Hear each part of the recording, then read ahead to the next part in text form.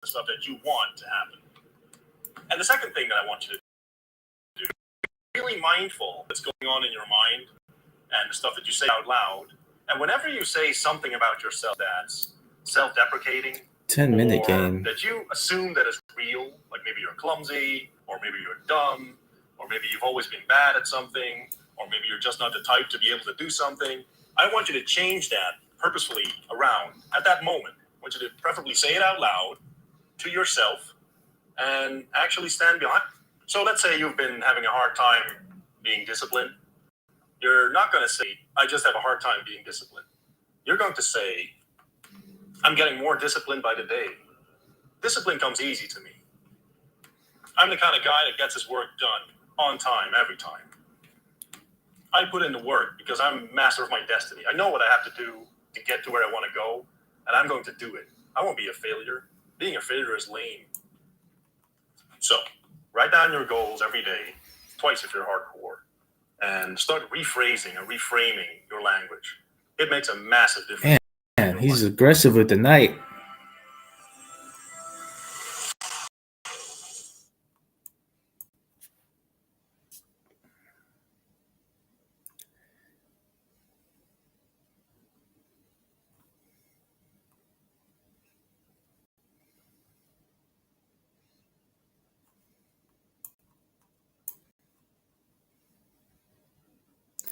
Should have took him.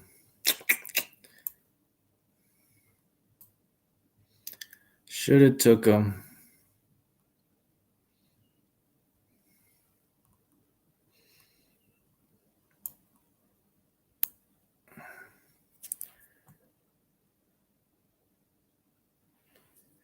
My podcast went off. I don't know what happened.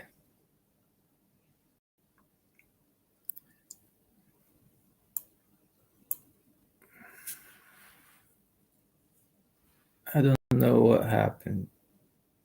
There we go.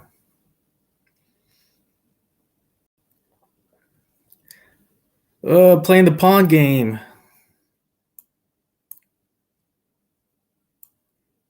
Let's get some rooks out there.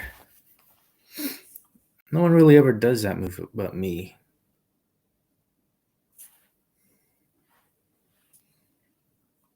Let's talk about two super useful heuristics in the field of rejection, because we're all going to face that a lot, especially if you're in sales. And if you haven't figured that out yet, everyone is in sales. Doesn't matter if you have a business, doesn't matter if you actually work in sales. You are in sales almost 24/7, 365. If you want to convince someone of an idea, first. if you want to get your point across, if you want to seduce someone, it's all sales. So this is going to be useful for you because sales goes hand in hand with rejection. Now, I was in sales for a long time, almost over 15 years, and I have done over 10,000 sales presentations, so I know quite a few things about sales and rejection.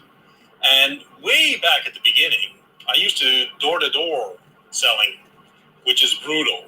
Like, you face a lot of rejection if you go door-to-door, just ring the doorbell, do your pitch, get blown off, and then go to the next doorbell.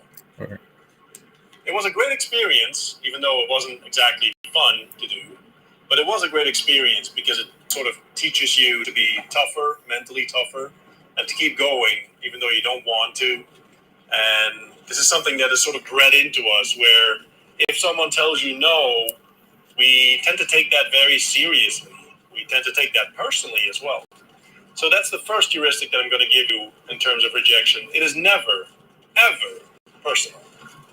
You may think it is, and you may try to convince yourself that it is, but I want you to internalize that it's never personal. It's not about you. It's about whatever you offer at that moment. And it's like a picture in time. It's about the mood of the person that you're pitching. It's about the circumstances. It's about their current budget, their current situation. A million things play into all of this. Maybe they woke up that morning with pain in their stomach, and that's the reason why they're now cranky, or why they don't feel like talking to you, and that's why you get rejected. And then if you don't have this internalized, you're going to think that it's you. But it's not you. It's the fact that their stomach is hurting, or they have They had a fight with their wife, or their dog is sick, or whatever. It can be anything. Like their hamster died yesterday, and now they're distraught because it's their favorite hamster. And you're thinking, like, it's me. It's the hamster. That has nothing to do with you. So, number one, always remember rejection is not personal. And don't ever think that it is. Because once you think that, things slide downhill really, really fast. It's always about, Oh, he just took a pawn. Whatever you're offering at that time just isn't a good fit for whatever reason. Doesn't really matter what it is, but it's not personal. It's not you that they're rejecting. And then the next point goes hand in hand with this, and that is that the opinion of people that don't give you money, that don't say yes, that don't want to work with you, has no value. Because people get this wrong all the time, and it's super annoying. Like, I used to have this with a colleague of mine. I did this door-to-door thing, right? And later on, I started to do mailings. So I would do real estate, right? Be a local real estate agent. And I would do these mass mailings. And some of my colleagues were starting to copy me. And one of them started doing it, and then he got these complaints. Because you always get Karen complaints, right? These middle-aged housewives that have nothing to do all day, and then they get a letter, and apparently they didn't want the letter, so they start complaining. And he did like 1,000-piece mailing, and then he get like 3 complaints of Karens. And he comes up to me and says, well, how do you handle this? And I said, well, I don't. I said, well, but these people are angry. I said, well, they're not giving you money, are they? So it doesn't really matter, does it? And this ties back into your childhood as well, where you were taught that if someone is angry with you, or like if someone is critical about your work or whatever you did, you should pay attention to it. Well, to an extent, yes. But in this case, if these are people that are not giving you money and that wouldn't give you money anyway, very important point, these people are never going to be clients. Their opinion doesn't matter. Like I saw that in copywriting a lot, where people send out emails and then you get an email back from some extremely frustrated dude saying, yeah, you're a bunch of amateurs and you should be ashamed that you're, emailing me and this is wrong and that is wrong. And like, bro, just ignore it. Delete the email, get him out of your database and move on with your life, because he was never going to be a client anyway. His opinion doesn't matter. Even aside from the fact that you have to be like sort of mentally unstable to do like a long reply to a cold email, that's a problem. But without doing some psychological analysis, let's just say if they're not giving you money, their opinion doesn't matter. Good rule to follow. So, recap. 1, rejection is never personal. It's always about what you're offering at that point in time. Never personal. And 2, the opinion of people that don't give you money doesn't matter.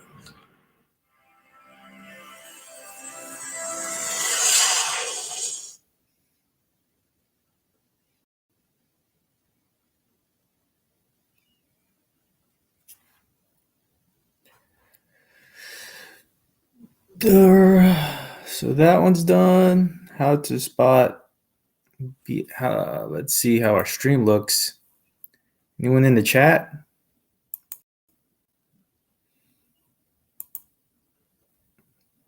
Not a very popular title.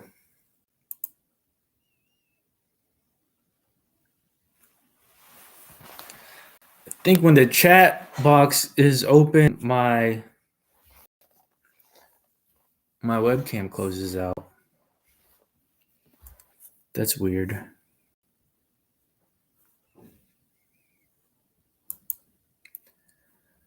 All right, let me finish this game.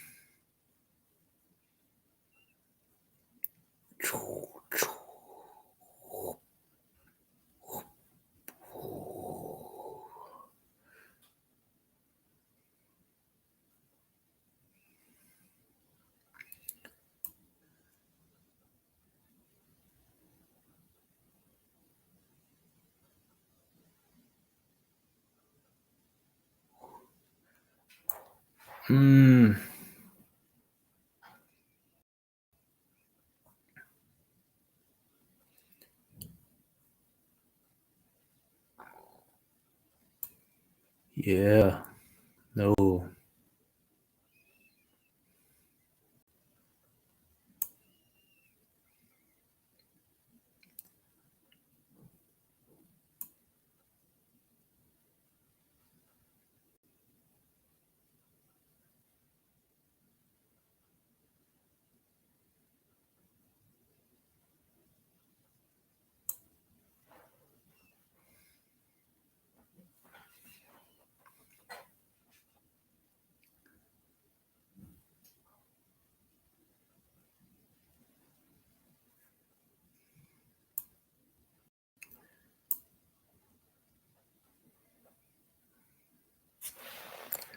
Time for another.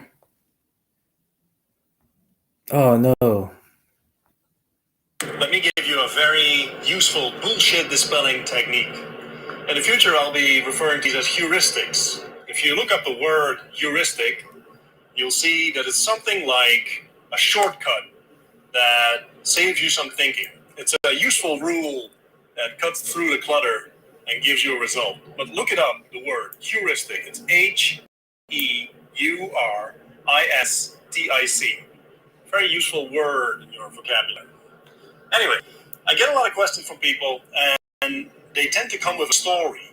So it's a client did X, or this girl did Y, or my friend says Z, and then after that comes the story. It's usually, yeah, but in the past they did this, or I think, or I feel that, and the whole story always comes after. Now, if you want to get through the heart of the matter into human relationships and human behavior, what you want to do is always watch what people do, not what they say. This is a massively important heuristic for you to implement in daily life. Watch what people do, don't listen to what they say. This is exactly how, for example, kids learn. As a parent, most of you aren't parents now, but in the future will be. You'll notice that kids don't listen to what you say, they watch what you do. This is why dysfunctional people have dysfunctional children. They imitate behavior. They don't imitate the words. They don't pick up the lessons from what you say. So if someone wants to be rich and he says he wants to be rich, but he doesn't work, that tells us everything we need to know. If someone says that, they want to quit smoking and they keep smoking, that tells us everything we need to know. If you have someone that wants to do business with you, but doesn't call you back, or he doesn't work, or he doesn't show up with ideas, or he prefers to smoke weed, or if someone wants to be jacked and strong, but he doesn't go to the gym and he keeps eating junk food, that tells us all we need to know. And what we tend to do as human beings is that we tend to come up with a story around it. Say, yeah, well, he's fat, but in the past he worked out a lot, and his parents really treated him very poorly. And he doesn't live near a gym either. And also, like, Jupiter is in retrograde right now, and the moon is half full, so you can't really expect him to start his diet now. But he's a good kid. He has a good heart. All of that bullshit. Strip away the bullshit. Just look at what people do, not what they say. Because if they were really, genuinely serious, and if they were about it, they would do whatever is in their power. And if they don't, well, that tells us all we need to know. Ignore the words, look at the behavior. What people do, not what they say.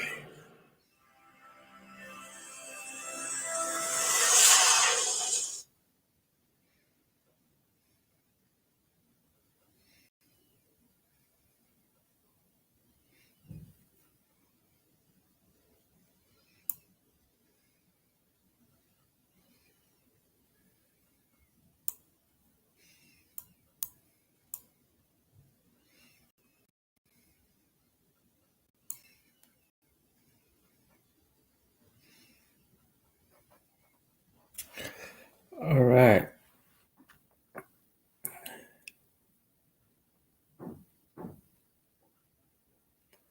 I guess these are podcasts.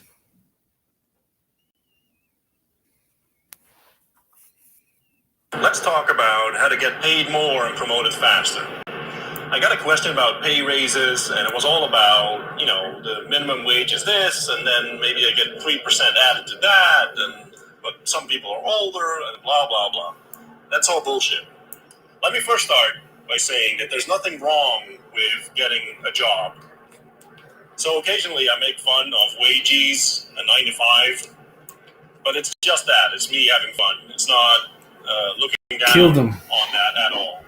Because I had jobs, most successful rich people have jobs, and like I said, there's nothing inherently wrong with it. Who's What's next? wrong with it is actually accepting the whole culture around, let me work my way up in the next 10 years and get a 3% pay raise every year, and then maybe one day I'll make it to middle manager. That is wrong, and I don't want you to do that. I don't want you to take the normal trajectory. I want you to take a extraordinary trajectory. And here's how to do it.